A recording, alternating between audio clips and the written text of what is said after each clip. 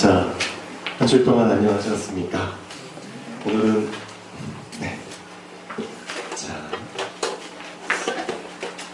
또 새로운 주일이 시작되었습니다.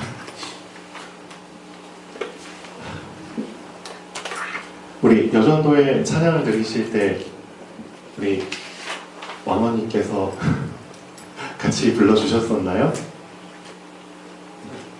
아니면 오늘 처음으로 우리 왕언님께서 같이 부르셨나요? 자, 우리 이영호 어머님, 나이 많으시고 할머님이시지만 더 중요한 거는 여전도의 왕언니시라는 거. 저도 좀 깜짝 놀랐습니다. 우리 어머님이 딱 일어나셔서 찬송 부르시려고 나오시는 모습을 보고 아차 싶었습니다. 그리고 좀 많은 생각을 좀 했어요. 짧지만 우리 나름대로는 좀 당연하게 생각하는 것들 있잖아요. 그런데 어떻게 보면은 이 당연하게 생각해오고 생활하고 행동하는 것들이 이것도 내 기준 속에서, 그렇죠? 내 기준 속에서 그냥 당연하게 생각하는 것들이겠죠. 하나님께서는 언제든 이 기준을 좀 깨트리는 그런 기회를 주시는 것 같아요. 우리 자신이 알면 얼마나 더 알겠습니까?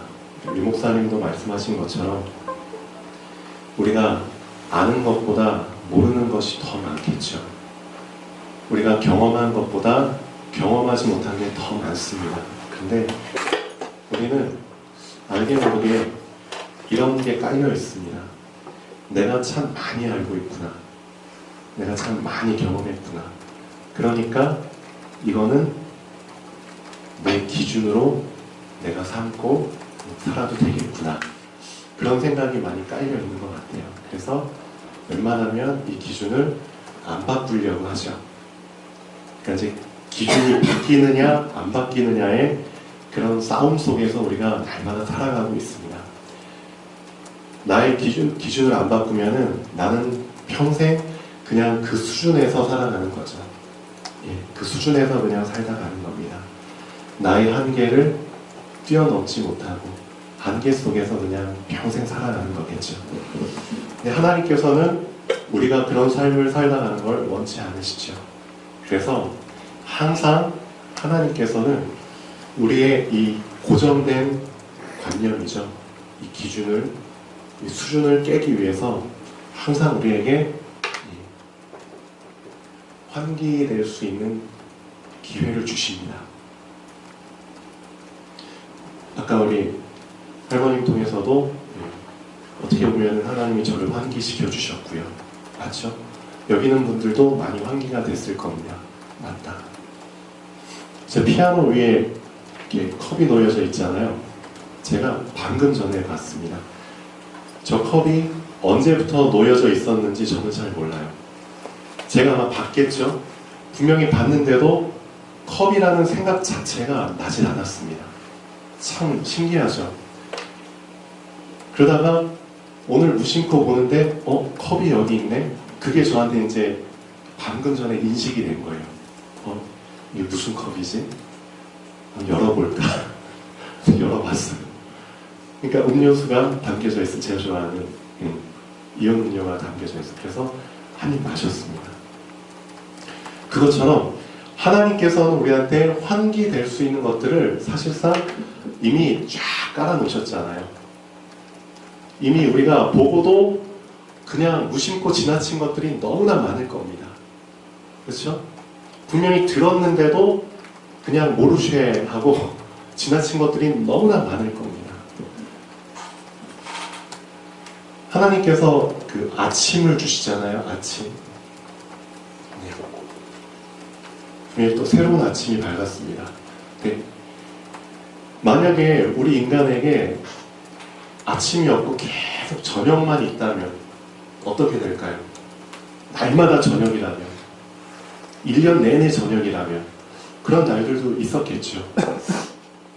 그러면 아예 우리의 삶 자체가, 그렇죠, 삶 자체가 완전히 무질서하게 되고 많이 엉망이 될 거라고 생각이 됩니다. 예.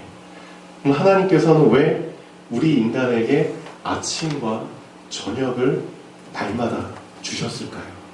그 이유를 한번 생각을 해보죠. 그냥 하나님께서 이 세상을 만드시고 지구를 만드시고 지구가 한 바퀴 도는 그 자전을 통해서 아침과 저녁이 계속 번갈아 되는 거 아니냐, 그렇게 말할 수도 있어요. 그럼 더 근본적으로 물어보죠. 하나님이 왜 지구가 자전할 수 있도록 해주셨을까? 그렇죠? 계속 깊이 들어가는 겁니다. 이유를 물어보는 겁니다. 그럼 답은 그게 나오겠죠. 저는 그렇게 생각을 합니다. 하나님이 우리를 환기시켜주기 위해서 사실상 우리에게 아침을 날마다, 그렇죠, 저녁을 주시는 거다. 근데 우리는 사실상 이 아침이 오면 그냥 아침이구나, 저녁이 오면 저녁이구나, 그냥 무감각하게 하루하루를 계속 보낸다는 거죠. 분명히 하나님께서는 환기의 목적을 가지고 우리에게 이런 것들을 계속 허락하시는데 우리는 그걸 접하면서도 그냥 무심코 지나간다는 겁니다. 모르쉐.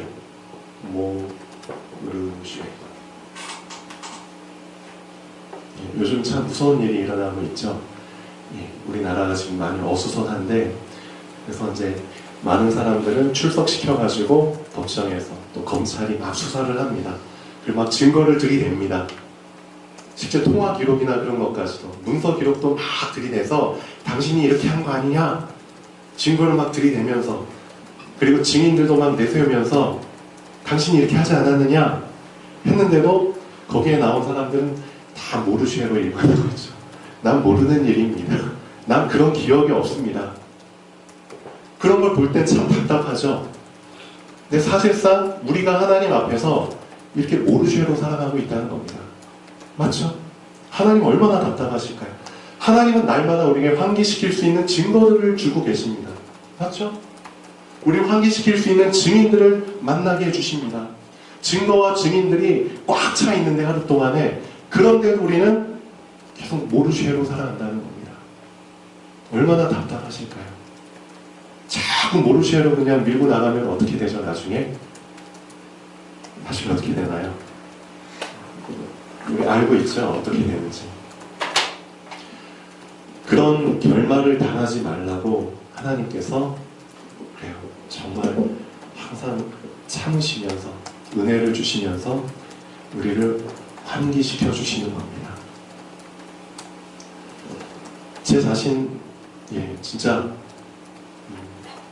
오늘도 똑같이 찬물로 샤워를 하고 왔습니다. 환기. 제 자신이, 그렇죠, 누군가를 환기시켜 줄 수 있는 삶을 참 살고 싶어요.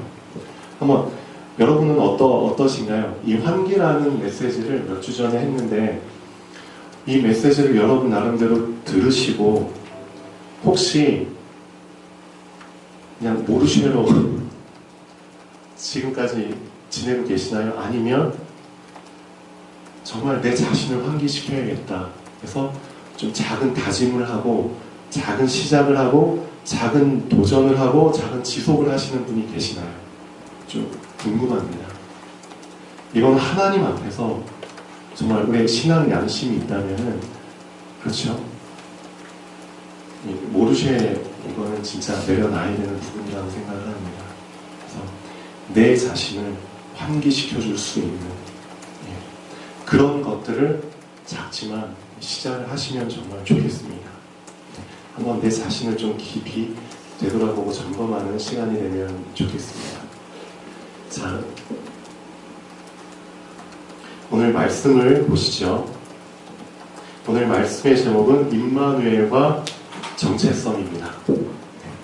오늘 본문 말씀이 이사야서 43장 1절에서 21절까지인데, 제가 이제 성경을 쭉 보면서 가장 확실하게 이 임마누엘과 정체성, 다른 말로 표현하면은 안전감과 중요감,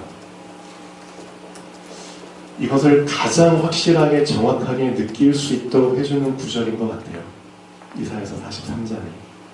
그래서 진짜 이번 주 중에 한 번이라도 하나님 앞에서 정말 조용한 시간을 가지시고 이 말씀 한 구절 한 구절을 하나님 앞에서 좀 변론하듯이 정말 물어가 보면서 이 말씀을 확인하는 시간을 한번 좀 가져봤으면 좋겠습니다.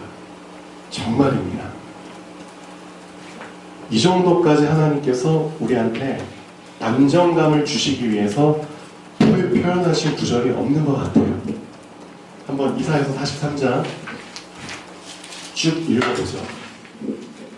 그냥 모르쇠로 보지 마시고 정말 나에게 주시는 말씀이라고 생각하고 한번 보십시오. 그러면 의미가 달라질 겁니다. 의미가. 우리는 어떻게 된 게 내 자신을 참 너무 초라하게 보는 사람들도 많이 있고요. 나는 지금 자격이 안 돼. 하나님 앞에서 이런 말씀을 받을 자격이 안 돼.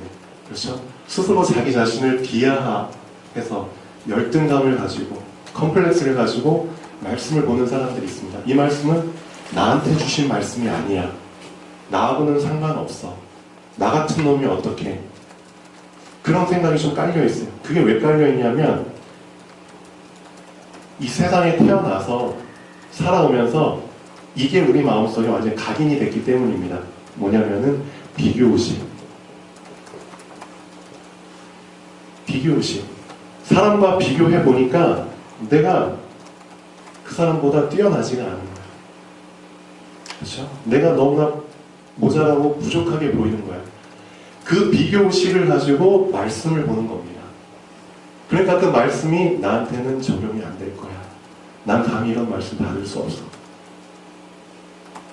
이 비교의식이 참 무섭죠. 이거 세상에서부터 시작된 겁니다.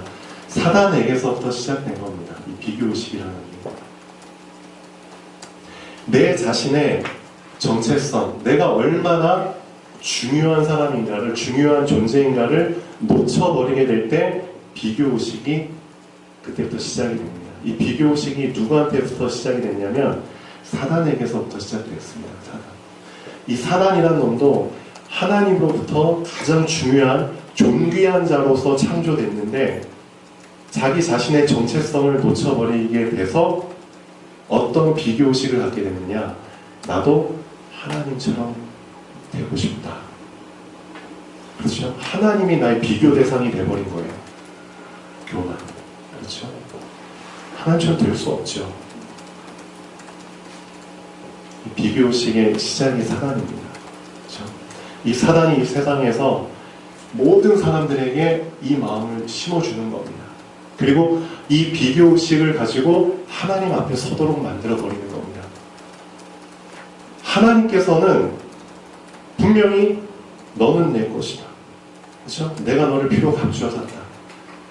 이사야 43장 4절에 보면은 이런 표현까지 합니다. 너는 보배롭고 존귀한 자다. 그 정도까지 하나님이 표현을 하시는데, 그렇죠? 그 하나님의 생각과 말 앞에서 우리는 이 세상에서 받은 비교의식을 가지고 그 하나님의 말을 거절을 하고 있는 겁니다. 감히.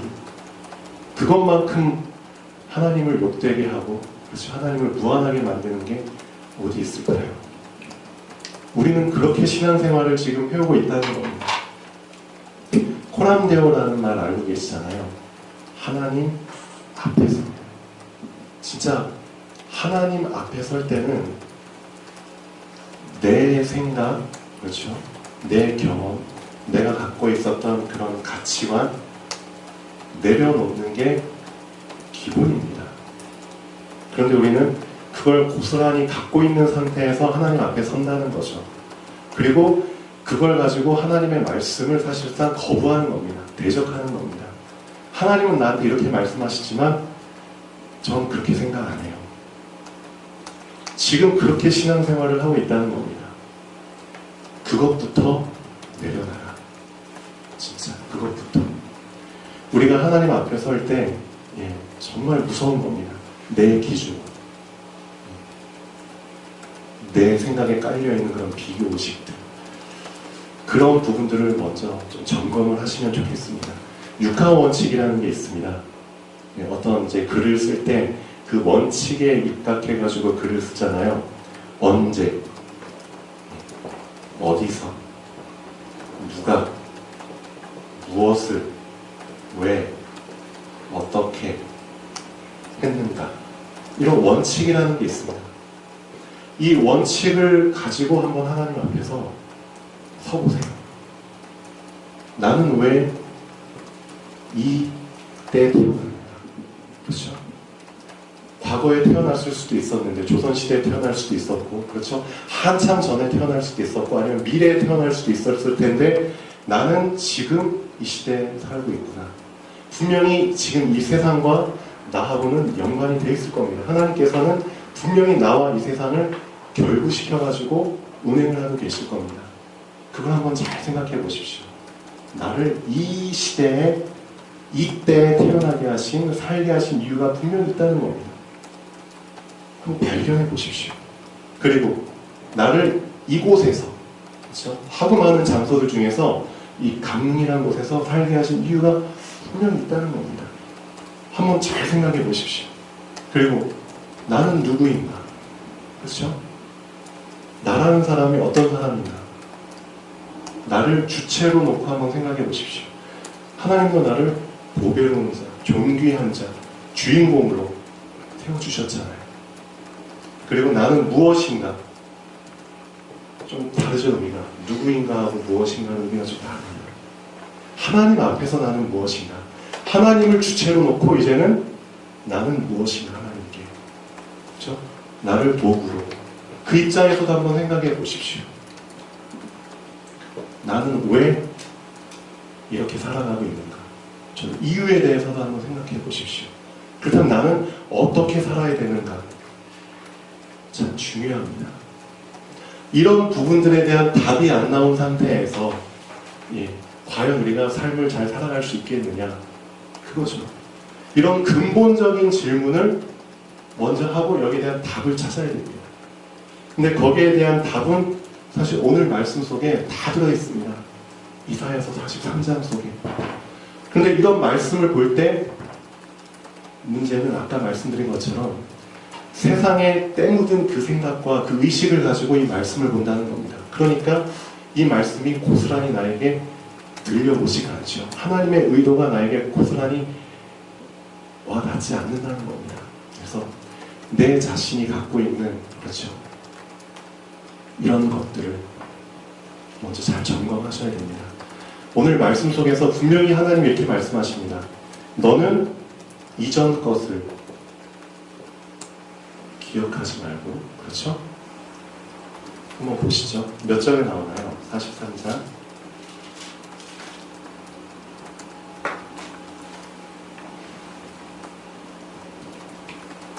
너희는 이전 것을 기억하지 말며 이전 일을 생각하지 말라. 몇 절에 나오죠? 18절에 나오죠. 너희는 이전 일을 기억하지 말며 옛날 일을 생각하지 말라. 이게 무슨 의미입니까? 이전 일이라는 거는 언제적 일을 말하고 있죠? 이전 일이라는 거는 옛날 일, 언제적 일을 말하고 있죠? 내가 구원받기 전에, 그렇죠?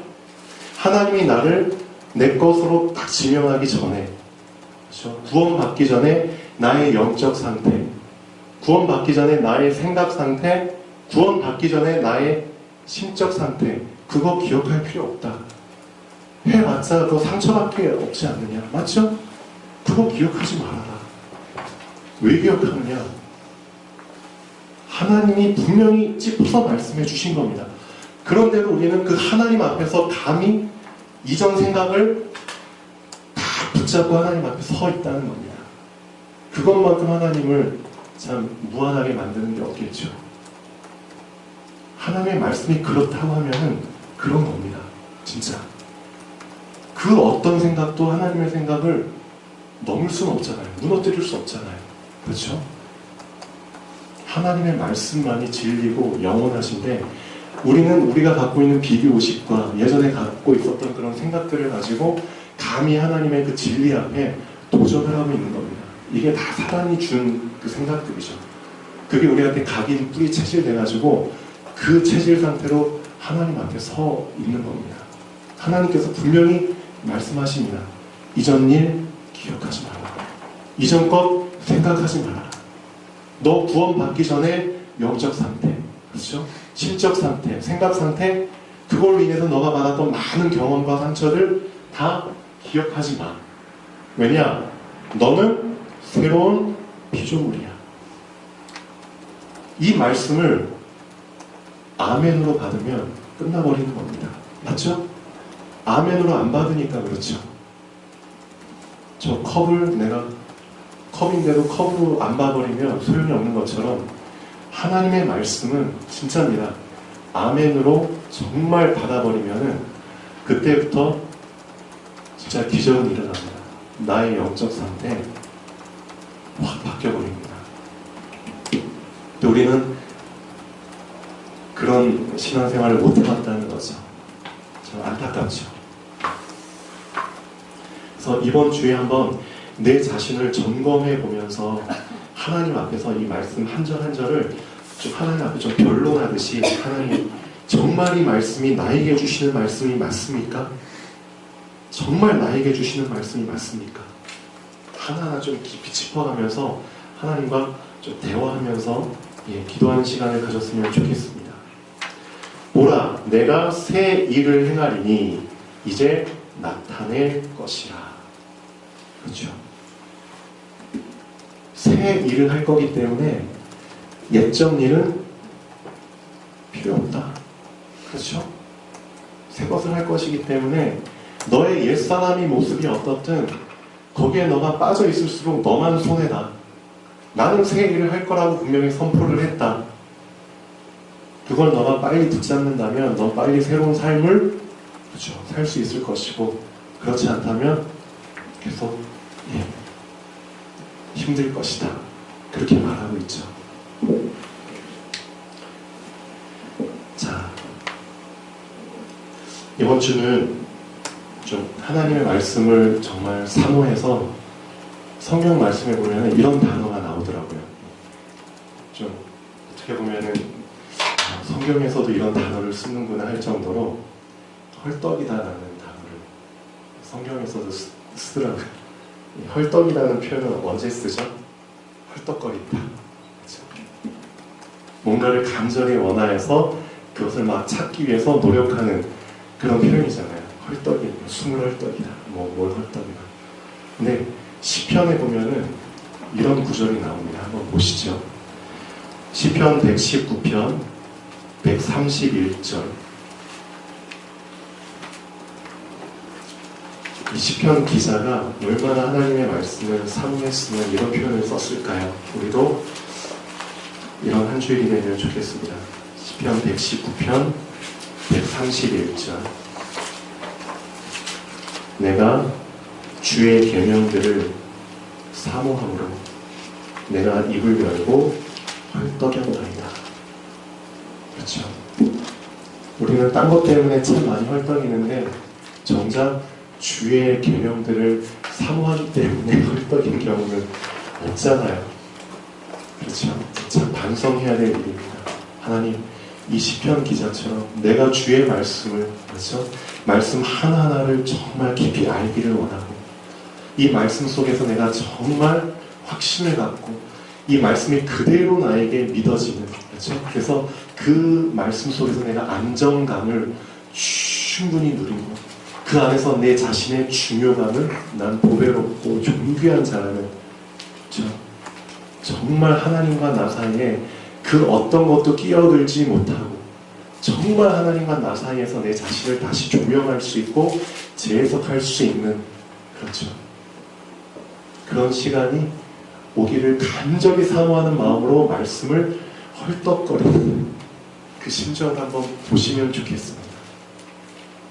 하나님은 분명히 그런 시간들을 우리한테 주셨습니다. 솔직히 말하면 주셨습니다. 주셨는데 그 시간들을, 그 기회들을 내가 모르쇠로 그냥 지나간 겁니다. 진짜 반성해야 됩니다. 분명히 주셨습니다. 안 주셨을 리가 없죠. 하나님이 가장 원하시는 건데 내가 얼마나 보배롭고 존귀한 자인지를 하나님이 얼마나 나를 사랑하시고 임마누엘과 함께 하시는가를 알기를 간절히 원하시는 분인데, 그래서 날마다 우리한테 환기시킬 수 있는 기회를 주신 분인데 우리가 그냥 계속 모르쇠로 넘어갔을 뿐입니다. 이제는 그러면 안 되겠죠. 내가 주의 계명들을 사모함으로 내가 입을 열고 헐떡이었나이다. 자, 이사야서 42장 14절 한 번 더 보시죠. 이사야 42장 14절에도 비슷한 말이 나옵니다. 하나님이 이렇게 말씀하십니다. 내가 오랫동안 조용하며 잠잠하고 참았으나 내가 해산하는 여인같이 부르짖으리니 숨이 차서 심히 헐떡일 것이라. 하나님이 이런 표현을 하십니다. 내가 지금까지 참았다. 왜 참았느냐? 해산하는 여인이, 그렇죠? 애 낳기 전까지는 그냥 조용히, 그렇죠? 애를 품고 뱃속에서, 그렇죠? 나올 때까지 기다리는 거 아니냐? 하나님도 뭘 기다리고 계셨느냐? 때를 기다리고 계셨다는 겁니다. 때. 어떤 때? 새로운 시작을 할 때. 그렇죠? 너는 이전 것을 기억하지 말며 이전 일을 생각하지 말라. 보라, 내가 새 일을 행할 것이다. 비슷한 맥락입니다. 새 일을 행할 때가 왔기 때문에 내가 해산하는 여인의 울부짖음같이, 그렇죠? 헐떡일 것이다. 내가 해산하는 여인같이 부르짖으리니 숨이 차서 심히 헐떡일 것이라. 예. 하나님 우리에게 새 일을 행하신다고 하셨습니다. 어느 정도까지 표현하셨느냐? 해산하는 여인이 막 울부짖는 거 우리 여자분들 다 경험하셨잖아요. 그런 울부짖음같이 헐떡일 것이라고 얘기합니다.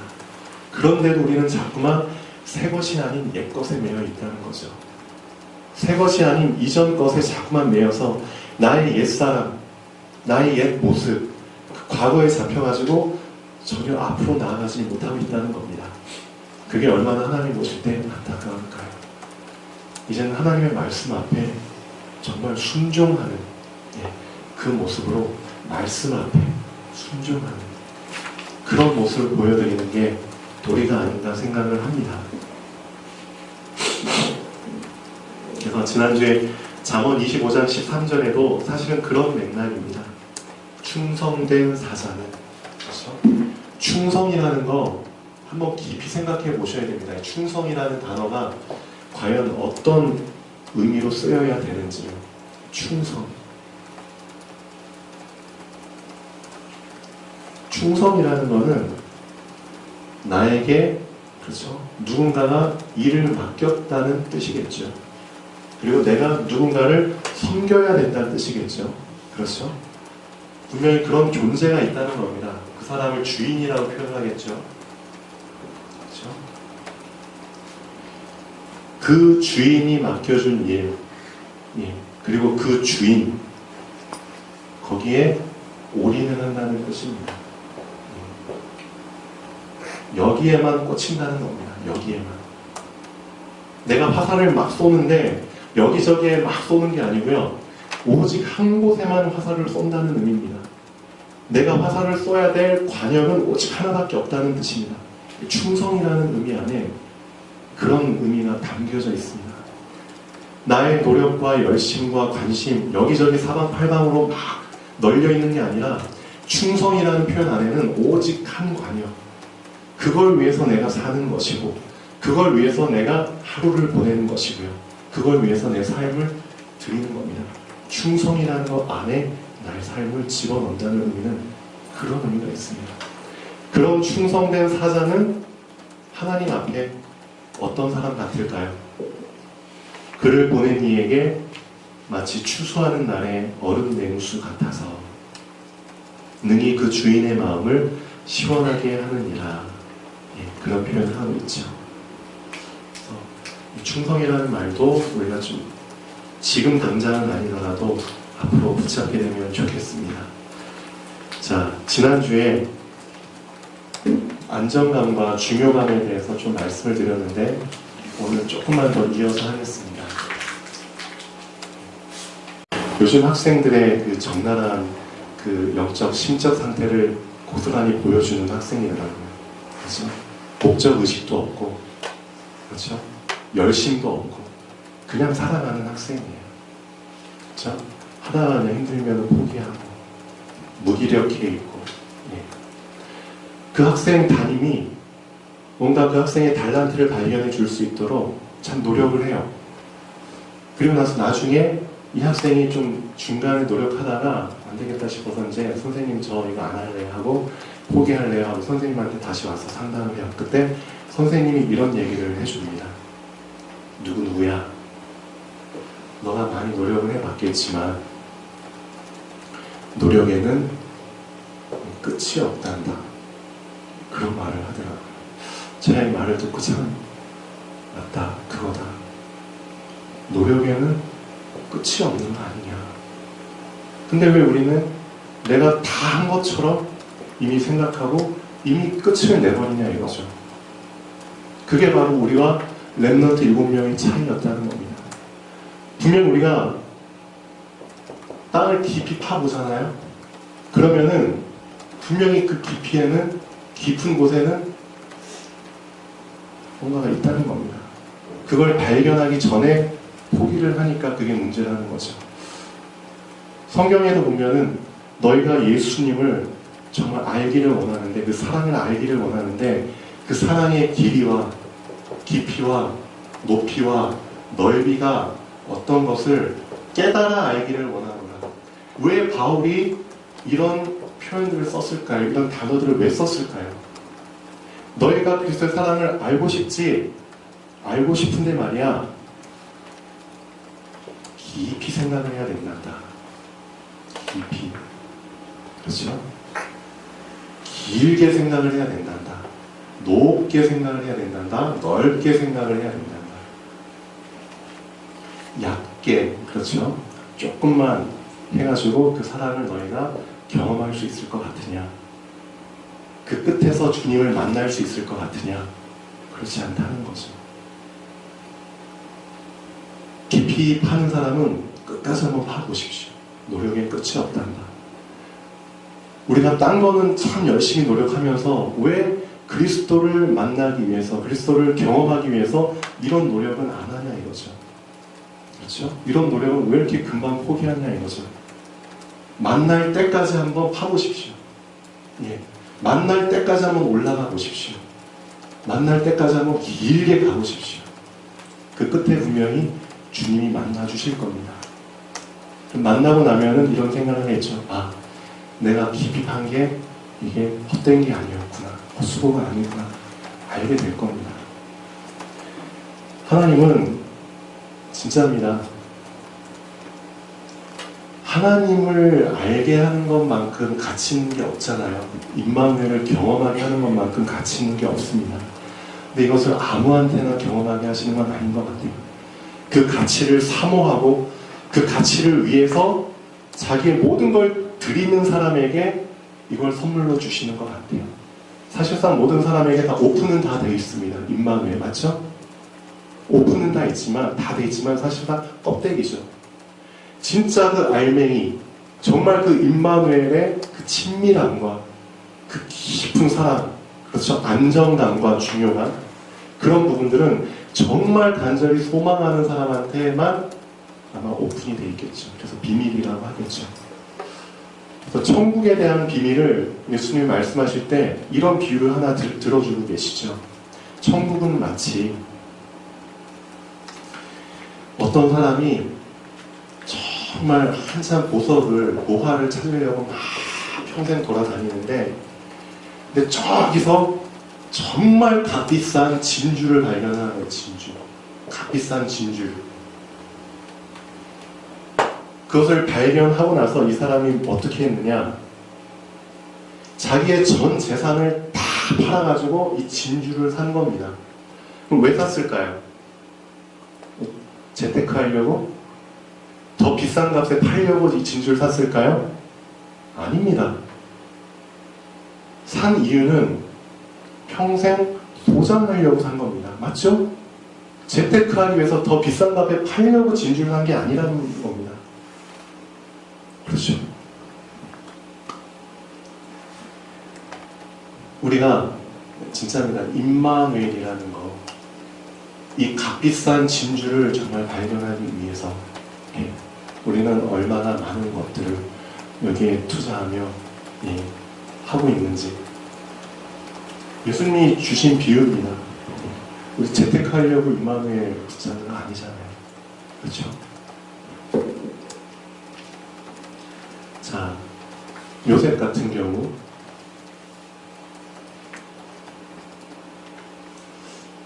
정말 성경에 잘 표현은 안 돼 있지만 요셉의 평소 생활을 한번 우리가 직접 과거로 가서 딱 본다면은 아하, 요셉의 그 비밀을 금방 발견할 수 있겠죠. 요셉이 청년 시절에 어떻게 그렇게 빨리 안정감과 중요감을 붙잡을 수 있었는지.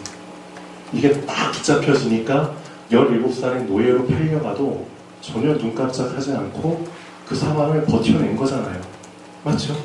어른도 못 버텨낼 그런 상황들, 어른도 못 버텨낼 그런 오해들, 그렇죠? 모함들, 그런 고난을 전혀 눈 깜짝하지 않고 버텨낸 거잖아요. 그 비밀. 우리도 그런 비밀들을 사실상 붙잡을 수 있습니다. 기회를 하나님이 주셨는데 우리가 모르시고 자꾸 지나가는 거죠. 어떻게 보면. 모세는 어땠을까요? 자, 요셉이나 모세 다 비슷한 렘넌트들이지만 하나님이 주신 방식은 다 달랐습니다. 안정감과 중요감을 붙잡게 하는 그 방식은 조금씩 달랐습니다. 자, 요셉이나 다윗이나 사무엘 같은 경우는 어렸을 때부터 하나님께서 중요한 부분들, 그렇죠? 쉽게 말하면은 임마누엘, 그 안정감과 그 다음에 약간 부수적인 부분들, 이런 부분들을 같이 하나씩 동시에 쌓아나도록 하시면서 인도를 해주셨습니다. 그렇게 인도한 케이스들이고요. 근데 모세하고 바울 같은 경우는 좀 약간 다르죠. 하나님께서 이 두 사람은 중요한 것은 나중에 채워주시고 우선 부수적인 것들을 좀 많이 채워주시면서 인도하신 케이스입니다. 어떤 외적인 삶의 외적인 규모들 있잖아요. 모세하고 바울의 특징은 엘리트들입니다. 젊어서부터 엘리트 교육을 받았고요. 인성적인 부분, 진짜 존경을 받을 만한 사람들이죠. 능력도 있었고요. 지식도 있었고요. 진짜 엘리트였습니다. 근데 한 가지만 없었죠. 가장 중요한 거. 그렇죠? 이 사람들이 진짜 갈급히 원했던 그 임마누엘이라는 안정감. 이게 쏙 빠지고 나머지 거는 꽉 차 있었죠. 근데 두 사람이 어떻게 됐죠? 나중에 모세는 80세 때, 바울은 한 30대 중반인가요? 그때 모세는 하나님이 직접 나타나셨고 바울은 예수님이 직접 나타나셔서 가장 그들이 갈급해했던 가장 중요한 하나를 채워주시죠. 하나님을 직접 경험하게 해주셨고 그리스도를 직접 경험하게 해주십니다. 그렇게 해서 가장 중요한 핵심이 이제 다 채워지죠. 그렇게 해서 안정감과 중요감 속에서 하나님의 일을 했던 케이스들입니다. 하나님은 이렇게도 인도하시고요.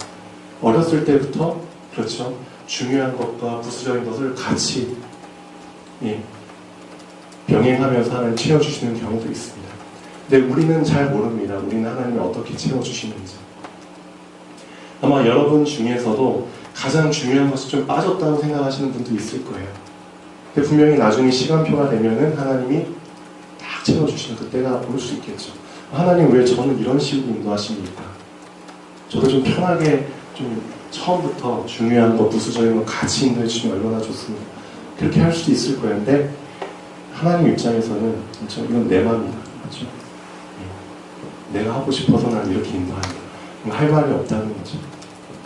어찌됐든 중요한 것은 진짜 이 7명의 렘넌트들이 나름대로 안정감과 중요감을 자신의 것으로 붙잡을 수 있는 그런 시기가 다 있었다는 겁니다.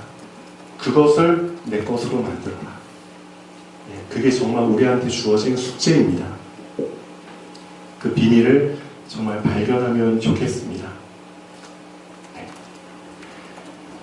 자, 다윗이 얼마나 하나님을 어려서부터 혼자 있는 시간이 참 많았잖아요.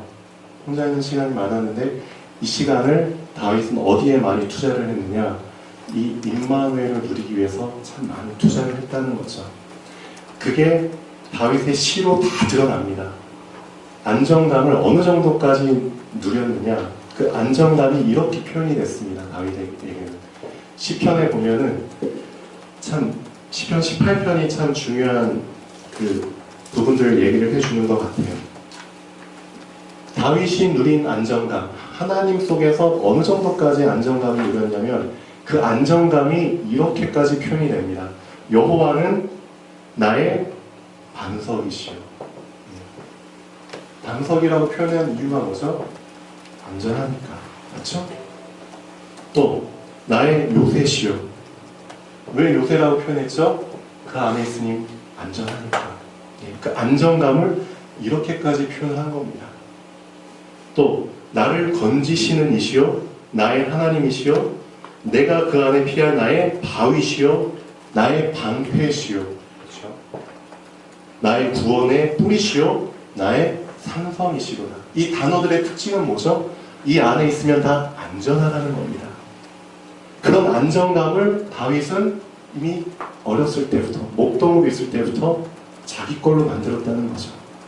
그럼 우리도 그렇게 할 수 있다는 겁니다. 안 되는데요? 아니죠. 노력은 끝이 없다고 했죠. 해보십시오. 진짜 하나님이 안 주실 리가 없습니다. 류 목사님이 즐겨 쓰시는 표현 있죠. 진짜 큰 그릇은 응답도 크게 와야 되기 때문에 좀 더디 온다. 예. 큰 그릇이라고 한번 생각하십시오. 진짜 하나님은 절대 우리를 실망케 하시는 분이 아닙니다. 그래서 이 7 렘넌트들이 젊은 시절에 붙잡았던 그 안정감과 중요감, 이것을 정말 경험하는 그때가 되면 좋겠습니다. 이것은 단지 한 주일 동안 받아서 끝날 메시지가 아니고요. 이 부분이 안 되어지면은 저번 주에도 말씀드렸지만 절대 다른 일 할 수도 없고요. 해도 내가 지쳐서 힘들어서 포기할 수밖에 없는 상황이 오게 됩니다. 아마 다 아실 겁니다. 그래서 이게 근본이자 이게 전부입니다. 사실은 그리스도 안에서의 안정감과 중요감, 이 중요감 한번 잘 생각해 보십시오. 진짜 중요감을 하나님 앞에서 딱 붙잡게 되잖아요. 그럼 절대 나라는 사람을 다른 사람하고 비교 자체를 안 하게 됩니다. 비교하는 것 자체가 아직 중요감을 모르고 있다는 뜻입니다. 나의 정체성을 잘 모르고 있다는 뜻입니다. 비교한다는 것 자체가. 우리 교회 이거는 몇 명 없지만 다 특징이 있잖아요. 우리 김백순 권사님을 예를 들어서 좀 말씀을 드리겠습니다.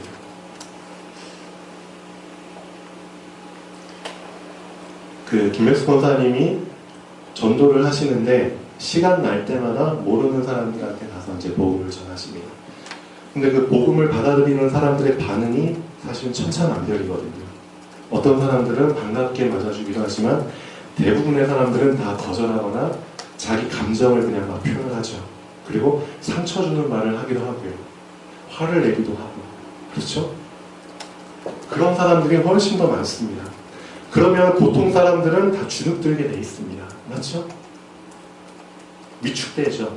그래서 다른 사람들한테 복음 전하는 게 참 힘들다고 느껴질 수밖에 없는 그런 상황들이 올 수밖에 없어요. 대부분의 사람들은 그렇습니다. 근데 김백순 원사님은 그렇지 않다는 거죠.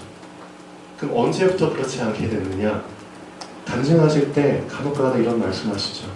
본인이 부산에서 사실 때, 그렇죠? 하나님을 만났어요. 만나고 나서 자신의 모든 인생 문제, 부분 다 이제 해결된다고 했잖아요. 전혀 문제가 안 된다고 표현하셨잖아요. 그렇죠? 아마 그때 하나님께서는 권사님한테 이미 계획을 아마 갖고 계셨을 겁니다. 이사야서 43장 말씀처럼 내가 너에게 새 일을 시작할 것이다. 새 일을 시작하려면 너의 영적 상태, 너의 마음 상태, 너의 생각 상태는 절대 이런 사람으로 살면 안 된다. 내가 새로운 마음, 새로운 체질을 줄 것이다. 아마 그때 하나님께서 시작하신 것 같아요. 그래서 그때 이후로 사람을 만나도, 사람에게 어떤 얘기를 들어도 전혀 상처받지 않는, 쉽게 말하면 그런 담대한 마음, 담대한 영적, 심적 상태로 하나님이 새롭게 만들어 주신 겁니다. 왜? 전도만 하라고. 답이 금방 나온 거잖아요. 그래서 그 체질을 가지고, 그 새롭게 변화된 상태를 가지고 누구보다도 지금 가장 활발하게 복음을 전하시잖아요. 그렇게 할 수 있는 이유가 쉽게 분명히 말하면 권사님이 잘나서 그런 게 아닙니다. 하나님이 그런 목적으로 쓰시기 위해서 그렇게 새롭게 시작하신 겁니다. 그런데 우리는 자꾸만 주눅이 들죠. 아, 권사님은 잘하시는데, 예를 들면 나는 그게 잘 안 돼. 비교되죠. 그게 아니라는 겁니다. 아니라는 겁니다. 권사님은 권사님 나름대로 하나님 안에서 안정감을 누리면서 중요한, 자신이 얼마나 중요한 존재인가, 그렇죠? 자신만이 할 수 있는, 자신만의 정체성을 발견하신 겁니다. 비교할 이유가 없는 겁니다. 그런 부분들을 발견하라는 겁니다. 그렇죠? 나도 나만이 할 수 있는, 시간이 지나도 그 의미가, 가치가 전혀 손색되지 않고, 그렇죠? 손상되지 않고 그 중요한 의미를 이룰 수 있는 나만의 것이 있다는 겁니다. 우리 김상윤 집사님은 마찬가지입니다. 광선이도 마찬가지고, 우리 채영 집사님은 마찬가지고, 정재수 권사님은 마찬가지입니다. 절대 다른 사람과 나를 비교할 이유가 없습니다. 공통점을 찾으려고 한번 해보세요. 아마 다른 차이점이 훨씬 더 많이 발견될 겁니다. 맞죠? 손과 발 얘기 참 많이 하잖아요. 손은 손이고 발은 발입니다. 손과 발의 공통점 한번 생각해 보세요. 가장 중요한 공통점이 있죠. 뭐죠? 몸에 붙어 있다는 거. 그리고 머리에서부터 명령을 받는다는 거. 그거 말고는 공통점 없습니다. 손은 손 역할이고요. 발은 발 역할입니다. 아무리 비교해 보십시오. 비교해 본들 없다는 겁니다. 하나님께서는 그렇게 우리 자신을 나의 정체성, 나만의, 그렇죠, 그것을 발견하고 그것이 얼마나 중요한가를 붙잡기를 원하신대요. 그게 정말 되어졌을 때 예수님이 말씀하신 대로 자유함을 얻게 되죠. 남들이 날 어떻게 보나 거기서부터는 해방감을 얻습니다. 나는, 그렇죠? 하나님이 나를 보배롭고 존귀하게 나만 할 수 있는 새로운 것을 계획하셨어. 그리고 인도하셔. 그 생각이 정말 나에게 믿음으로 사실로 탁 붙잡아지면 거기서부터 내 자신은 자유함을 얻는 겁니다. 그 부분을 먼저 해라. 그 부분을. 그게 되어진 사람들이 하나에 이제 꽂혀가지고 충성된 삶을 살 수 있는 겁니다.